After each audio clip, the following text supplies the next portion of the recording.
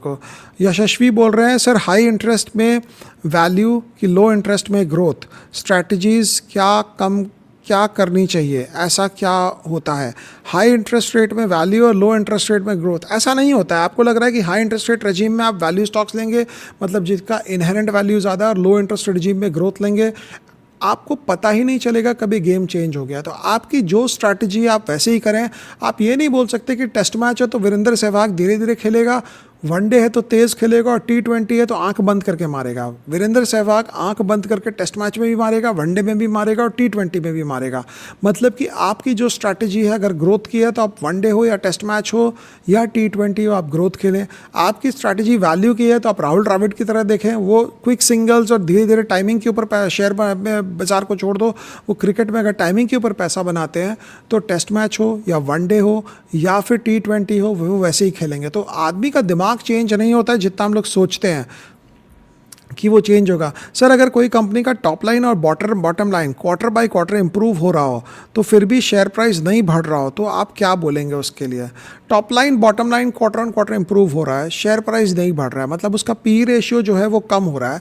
तो अगर आप समझते हैं कि पी रेशियो कम हो रहा है उस स्टॉक का, मतलब कि वो स्टॉक पहले महंगा था, अब वो स्टॉक सस्ता हो रहा है। तो कई बार क्या होता है, कोई कंपनी पहले ही 150-200 के पी पर चली जाती है। कल एक जन ने मुझे फ़ोन करके एक स्टॉक बताया, और वो स्टॉक बताया, लेकिन उस स्टॉक को अगर मैं एनालिसिस करने का 2 मिनट की बात चल रही थी, पुराने फ्रेंड ही हमारे, उन्होंने मुझे बताया कि ये स्टॉक देख के बताओ क्या है। तो उनका सिर्फ 0.5% एक्सपोजर हुआ था पोर्टफोलियो का उस पर, बट वो लेके रखे थे।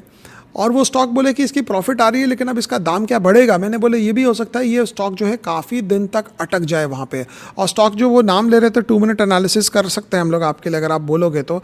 बट ये ऐसे स्टॉक में होती प्रॉब्लम ये है कि जब आप ऐसे स्टॉक लेने चाहते हो तो आपको ये समझ में ही नहीं आता है कि जैसे उनका स्टॉक का नाम था पॉली मेडिक्योर। तो पॉली मेडिक्योर अगर हम यहाँ पे लें, हाँ, तो मार्केट कैप 19,000 करोड़, 77 का पी पर आ गया स्टॉक, 77 का पी पर है।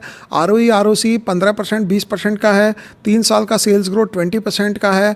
तो मुझे समझ नहीं आया ये 77 का पी क्यों हो गया। तो कई बार क्या होता है, आप कोई स्टॉक को लेके बैठते हो, आपका वैल्यूएशन के हिसाब से इतना बढ़ जाता है स्टॉक कि फिर उसके बाद जाते हुए अब आप इसका ग्रॉस प्रॉफिट मार्जिन देखोगे तो 65% है, मतलब इसमें प्राइसिंग पावर है इस कंपनी में।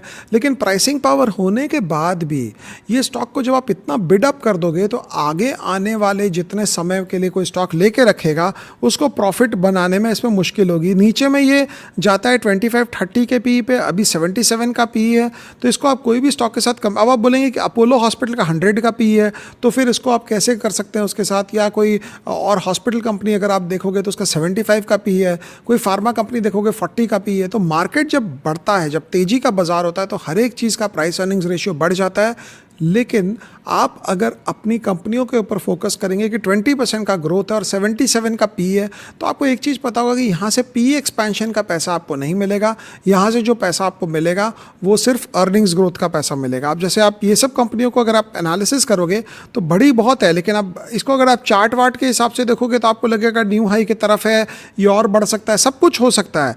लेकिन ईजी मनी जो है वो ख़त्म हो गया। अरे बाज़ार में काफ़ी शेयरों के साथ अभी ऐसा है कि सबके साथ ये हुआ है कि इजी मनी खत्म हो गया। तो ये सब स्टॉक में आप देखोगे कई बार रिकमेंडेशन या इन्फ्लुएंस होना है कि उस स्टॉक का प्राइस जो है वो शायद नहीं बढ़े, लेकिन उसकी अर्निंग्स बढ़ती जाएगी, बिकॉज वो पहले से ही the price has borrowed from the future, आगे से प्राइस बोरो कर चुका है।